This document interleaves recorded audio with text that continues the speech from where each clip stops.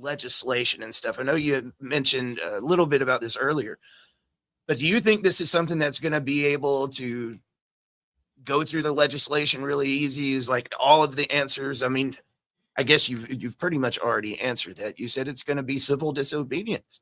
Ultimately, that's what's going to be required, because the donor class is going to block this stuff to the very end.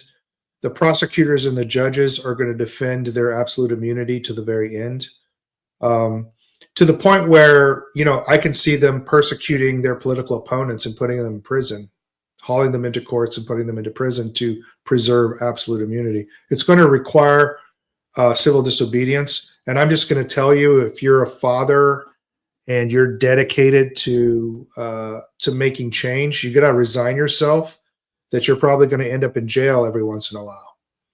You know, I can just tell you, just like death, there are a lot of worse fates than death. There are a lot of worse things than death.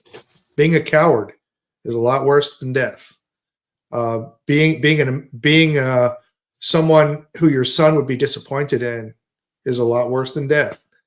I'll tell you, jail is just lots of leisure time, 3 square meals a day. You get in shape. When you come out, you'll be nice and buff and trim. And you have plenty of time to work on your political strategies because you have near infinite leisure. So I don't fear jail. Be prepared when the time comes that you may have to violate the law to stand up for justice. We're entering a new era, I think, equivalent to the civil rights era, but for family court. The family courts have gone too far, and we're going to have to rein them back in.